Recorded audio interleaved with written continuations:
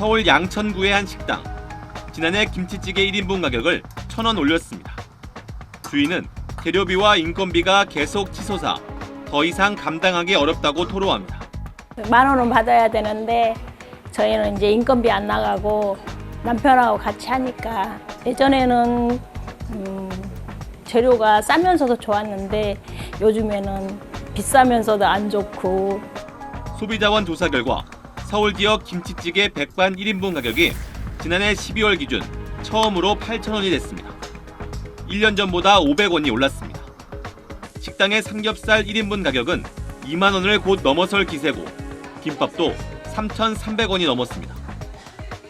지난해 10월 처음으로 7,000원을 넘은 짜장면 한 그릇 가격은 한 해 동안 500원이 올라 연간 인상률로는 가장 높았습니다. 금액으론 삼계탕이 1,000원 가까이 올라 가장 컸습니다. 지난해 외식 물가 상승률은 6%로 전체 소비자 물가 상승률 3.6%의 2배에 육박합니다. 농산물 가격이 좀처럼 안정되지 않은 상황에서 외식비와 서비스 비용은 특히 한번 오르면 내려가긴 어려운 성격을 갖고 있습니다. 외식을 최대한 안 하려고 하고 있고 밀키트 같은 거나 그런 걸로 좀 외식 비용을 줄이려고 하고 있어요. 솔직히 8,000~9,000원짜리도 거의 없는 것 같고 최소 10,000원 이상인 것 같아서. 결국 소비자들이 지갑을 닫게 되면서 침체된 내수가 좀처럼 살아날 기미를 보이지 않고 있습니다. SBS 김수영입니다. 서울 강서구의 한 대형마트. 계란을 판매하는 매대 안쪽이 텅 비어 있습니다. 며칠 전부터 미국에서 수입한 계란 30개들이 한 판을 4,990원에 판매했는데 순식간에 동이 났습니다.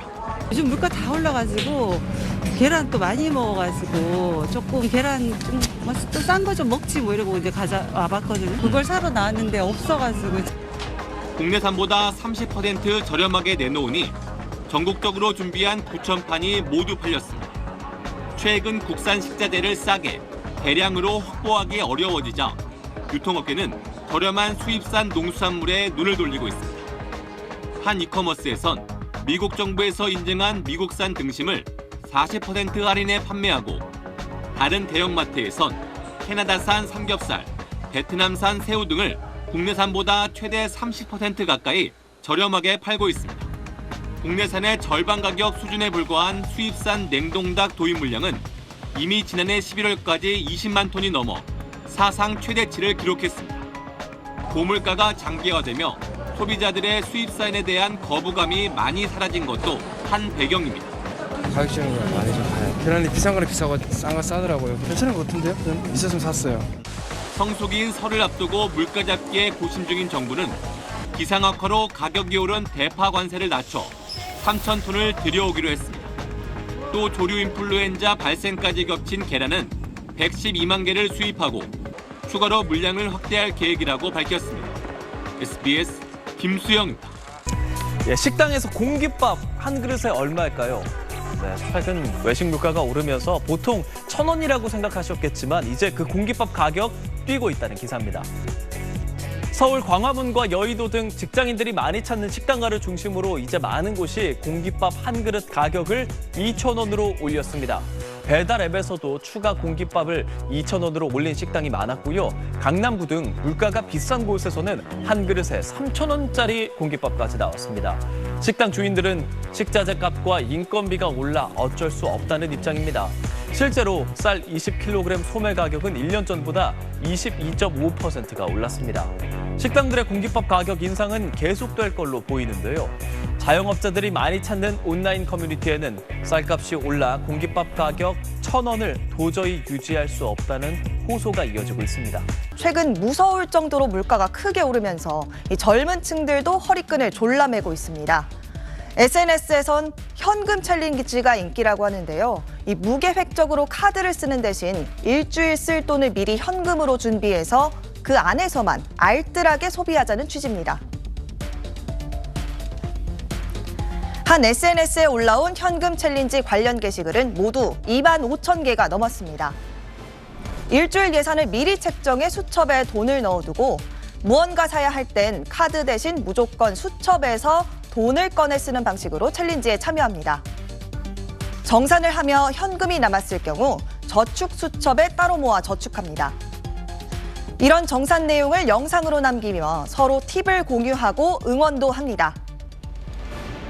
아예 돈을 쓰지 말자거나 극도로 소비를 줄이자는 젊은 층도 늘면서 절약을 권하는 오픈 채팅방, 이른바 거지방 문화도 이미 빠르게 확산 중입니다. 거지방이라고 불리는 오픈 채팅방에 모여 서로의 소비 내역을 공유하고 낭비를 꾸짖는 겁니다. 들어오려는 사람들이 급증하면서 오픈 채팅방 정원인 1,500명을 꽉 채웠고 대기도 생겼습니다. 거주비나 공과금 걱정도 해야 되고 가스비나 전기료 오른다는 얘기도 보면 덜컥 겁나고 이게 한 달, 1년 쌓이면 되게 무시 못할 금액이 되는 것 같았어요. 사실 티끌모아 티끌일 수도 있는. 고물가와 고금리가 이어지면서 사실상 이 젊은 층이 대처할 수 있는 유일한 수단이 절약이 돼버린 현실을 적나라하게 보여주는 듯 하는데요. 이런 청년들의 절약 소비 습관과 맞물려서 최근 시중은행에서는 초단기 고금리 적금을 내놓고 있는데 이게 큰 인기를 얻고 있다고 합니다. 최근 한 인터넷 은행에서 금리가 연 8%인 한 달짜리 적금 상품이 출시도 했습니다. 31일 동안 하루 최대 3만 원씩 매일 넣으면 연 8%의 최고 금리를 받을 수 있는 적금입니다.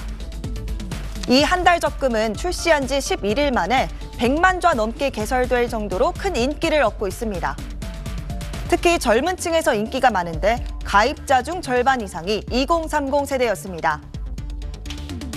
시중은행도 만기가 짧을수록 오히려 높은 금리를 제공하는 예금 상품을 내놨는데요. 한꺼번에 만기가 몰려 생기는 자금 조달 부담을 줄이기 위해서입니다. 6개월 이상에서 12개월 미만으로 만기를 설정할 경우 연 4%대의 최고 금리를 주는 방식입니다. 지금까지 뉴빌더 전연남이었습니다.